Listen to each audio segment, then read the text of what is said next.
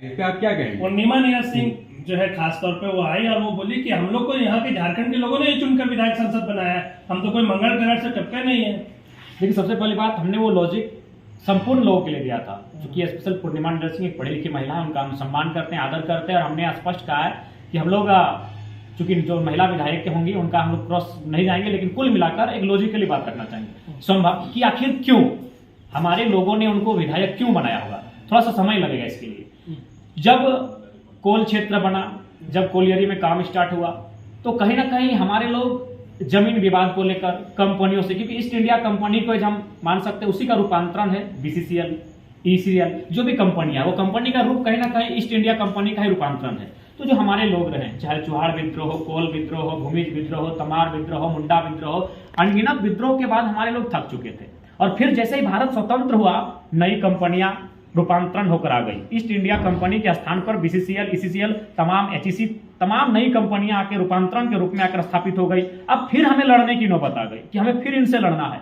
ऐसी परिस्थितियों में ज्योतिलाल महतो एक बड़ी सुंदर पुस्तक लिखे हैं, झारखंड के विस्थापितों का दर्द, एक बड़ी गंभीर लाइन लिखे हैं कि स्वर्ण रेखा, मयूराक्षी, दामोदर, कोयल नदी के तट पर रहने वाले लोग सदियों से लड़ते लड़ते अशांत हो चुके हैं, कृपया इन्हें शांत रहने दें, हम थक चुके हैं। तो ठीक उसी प्रकार जब 1950 के बाद का दौर आया, कंपनियों का हमारा सामना हुआ, तो इस बात को मानना होगा 200-250 सालों का इतिहास हमारा युद्ध का ही रहा है और कंपनियों से युद्ध का रहा है। तो हम लोगों ने कहा कि चलिए, जो लोग बाहर से आए हैं, यूपी, बिहार, बलिया से, कहीं ना कहीं वे सक्षम लोग थे। शिक्षा की में अगर बात करें तो हमसे थोड़ा बेहतर थे, कानूनी जानकारी की बात करें तो हमसे थोड़ा बेहतर थे, अगर लड़ने का भी स्वभाव कहे तो हमसे थोड़ा बेहतर थे। तो झारखंड के लोग बहुत उम्मीद करती है, वो उम्मीद किसी से भी करती है, सरल लोग, क्योंकि आदिवासियत गुण होता है कि वो लगता है कि कोई अगर उनके बीच आए तो बड़ा मान सम्मान करता है। तो हमें उन्हें एक मान सम्मान की दृष्टि से उनको स्थापित किया था, जिसमें आप कॉमरेड एके राय को उदाहरण लीजिए। उनको अगर झारखंड ने प्रेम दिया तो बदले में कॉमरेड ने सारा प्रेम लुटा दिया झारखंड को। तो पूर्णिमा नीरज सिंह वे लुटा नहीं पाए। पूर्णिमा नीरज सिंह रहे, चाहे उनका परिवार रहे, चाहे संजीव सिंह रहे, जो विधायक रहे, फिलहाल अभी मैंने किसी कारणवश जो भी है उन पर इल्जाम के साथ जेल में, लेकिन उन्होंने झारखंड वासियों के प्रेम को लुटा नहीं पाए। लेकिन वो रहते यही मानते हैं, लेकिन उनका संबंध जो उनका पूर्ण आवास है, जो ना उनका पैतृक गांव है, जो पैतृक राज्य है, पैतृक जिला है, वहां संबंध उनका बरकरार है। पूर्णिमा नीरज सिंह कहाँ के रहने वाले हैं? जैसा कि सूचना मिली उत्तर प्रदेश से है, लेकिन वो तो झरिया उनका निवास है, झरिया से चुनती है। ठीक है, मानते हैं, क्योंकि भारत एक संवैधानिक देश है, यहाँ कोई कहीं से चुनाव लड़ सकता है। लेकिन हमने उसे इसलिए लड़ाया क्योंकि हम लोग कंपनियों से लड़ते लड़ते कहीं ना कहीं एक दौर ऐसा आया कि हमारे लोग, मैंने स्पष्ट है कि काफी युद्ध लड़े थे, तो इसलिए हमें लगा कि वे लोग फ्रेश लोग हैं और वे हमसे थोड़ा बेहतर जानकारी रखते हैं, जिसमें कॉमरेड एके राय बहुत जानकार व्यक्ति थे और उनको बिल्कुल हम लोग 3 बार सांसद, 3 बार विधायक बनाए। लेकिन हाँ, कॉमरेड साहब एक अपवाद हैं जिन्होंने झारखंड के ना होकर भी झारखंडियों के दिल में एक ऐसी जगह बनाई, एक ऐसी पेट बनाई जो शायद एक झारखंडी नेता नहीं कर पाए। उन्होंने कुछ नहीं लिया, इनका प्रेम के बदले ना वो विवाह किए, ना एक ढेला तक अपना संपत्ति के रूप में अर्जन कर पाए। लेकिन बाकी जो लोग रहे, नाम ही ले लेते हैं, चाहे पीएन सिंह रहे, राज सिन्हा रहे, बिरंची नारायण रहे, अनूप सिंह रहे, चाहे संजीव सिंह रहे, इन्होंने अथाव लिया, करोड़ों का कोयला लिया, करोड़ों की संपत्ति बनाई। तो यही सवाल है कि आपको हमने जब चुना तो आपने हमारे लिए क्या किया? आपको तो हमारी बातों को विधानसभा के भीतर रखना चाहिए था, संसद के भीतर हमारी बातों को रखना चाहिए था। इसीलिए अब हम लोग तय किए हैं कि हमने तो आपको दिया, प्रेम दिया, इतना संपत्ति अर्जन करने का मौका दिया, इतना धनबल से आपको संपन्न किया। हम लोग भीख मांग रहे हैं, लेकिन आप लोग आज धन अरबपति बन चुके हैं, लेकिन बदले में आपने हमें क्या दिया? क्या आपने हमारे एक भी मुद्दे को संसद के पटल पर रखा है?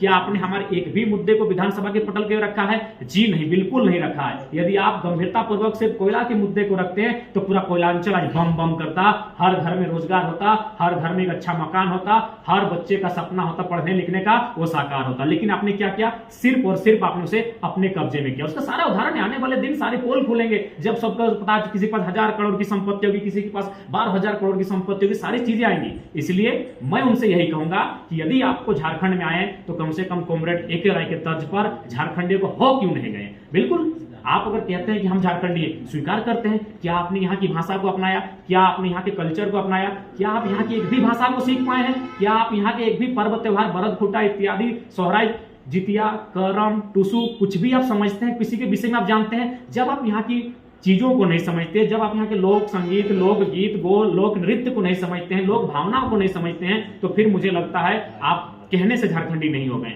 इसलिए मेरा मानना है कि अब चूंकि आप हमारी बातों को विधानसभा में नहीं रखते हैं, आप हमारी दर्द दुख को लोकसभा में नहीं रखते हैं, तो हमें लगता है कि आपको रिप्लेस करने की आवश्यकता है और जितना संभव हो सके रिप्लेस करने के लिए हम लोग तैयार रहेंगे। वो बोले कि हम ऐसा तो है नहीं संविधान में कहीं लिखा हो कि यूपी बिहार के लोग जो है झारखंड में आके काम नहीं कर सकते, सिर्फ ये विरोध कर रहे हैं। बिल्कुल उन्होंने सही कहा है, काम करने के लिए स्वतंत्र है, लेकिन ये जो आप रहने बसने का बात है, ये भी भारतीय संविधान आर्टिकल जो हमारा मौलिक अधिकार है 19(1) के ई और डी में इसका विवरण है कि कोई कहीं रह सकता है, बस सकता है, व्यापार इत्यादि कर सकता है। लेकिन उसी संविधान में बिल्कुल 2-3 कॉलम आप नीचे आइए, उसी पन्ने में आपको मिलेगा भारतीय संविधान आर्टिकल 19(5). वहां स्पष्ट है कि ऊपर का जो अधिकार का आपको दिया गया है वो अनुसूचित क्षेत्रों में आपको प्रतिबंध उस पर लग सकता है। तो ध्यान रहे, झारखंड अनुसूची 5 में आता है, यानी अनुसूचित क्षेत्र है, अतः आपका वो जो बात कह रहे हैं कहीं भी रहने बसने का, उस पर प्रतिबंध लग सकता है उसी आर्टिकल के अनुसार। दूसरी बात, आप तमाम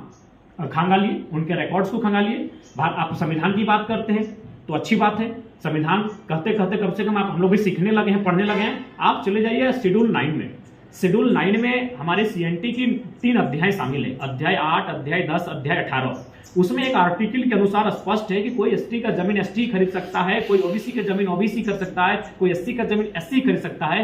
तो उन महानुभावों से पूछिएगा कि उन्होंने एसटी सीएनटी की जमीनों पर अपना मकान कैसे बनाया, तो असंवैधानिक कौन है? इसीलिए मुझे लगता है संविधान की जानकारी देने से पूर्व उन्हें भी संविधान का अध्ययन करना चाहिए। और जिससे कि हमें सूचना मिली है, जो उनका आवास है, बिल्कुल मैं खुले तौर पे कहता हूँ सीएनटी जमीनों पर है। चाहे आपका पूर्णिमा नीरज का जो रघुकुल का आवास रहे, या फिर पीएम सिंह का आवास रहे, या फिर आपके तमाम आप अनूप सिंह का आवास कहिए, या फिर अनूप सिंह ने जो जमीन संपत्ति अधिग्रहण किया है उसमें आपका लगभग जो है जमीन आपका सीएनटी जमीनें हैं। तो संविधान का अनुपालन तो आपने नहीं किया। संविधान के दायित्व पर रहने के बाद, दायित्व कर्तव्य के पदों का निर्वहन करने के बाद आपने संविधान का अनुपालन नहीं किया और आप हमें कहते हैं संविधान पढ़ें। संविधान में लिखा है कि झारखंड सीएनटी अंतर्गत आने वाली जमीनें उसी समुदाय के लोग खरीद बिक्री कर सकते हैं। आप बताइए, आप अन्य राज्यों से आकर कैसे खरीद लिए, जबकि यहाँ तक की पाबंदी है कि थाना क्षेत्र के ही लोग उस जमीन की खरीद बिक्री कर सकते हैं। आपने बोला कि वो कोयला चुनने आते हैं, हमने उन लोगों को विधायक बना दिया, चाहे पूर्णिमा नीरज सिंह हो या अनूप सिंह हो। नहीं, मैंने उनके पूर्वज की बात कही, उनकी बात नहीं कही है। उनके पूर्वज से आया, 1970 का दशक रहा है। स्वाभाविक ये सच्चाई है, इसमें को नार करने की बात नहीं। जो सच उसको तो हम लोग मैंने लॉजिकली रखते हैं। निश्चय ही वे कोयला का कारोबार के लिए, कोयला का कार्य करने के लिए आए थे। जब यहाँ मैंने कोल उद्योगों की स्थापना होने लगी, कोल का वर्चस्व होने लगा, निश्चय उसी कार्य के लिए आए थे और हमने उन्हें विधायक बनाया। अनूप सिंह की बात करें बेरमो की, उनके बहुत सारा ज्यादा, उतना छोड़िए, कुर्मी वोटर्स हमारे उनके हैं। तो निश्चय ही हमने उन्हें वह प्रेम दिया, वह सम्मान दिया, इतना सम्मान दिया कि आज वे यहाँ के बादशाह हैं। आज यहाँ के खनिज संसाधनों में उनका वर्चस्व है और अरबों की संपत्ति वे अर्जन करने में सफल रहे। धीरज रखिए, हम लोग सारा आरटीआई करके उनका संपत्ति का विवरण निकाल रहे हैं, पूरा पब्लिकली हम लोग रख देंगे। और उसके बावजूद आप झारखंड को देख नहीं पाते हैं, झारखंडी को सहन नहीं कर पाते हैं।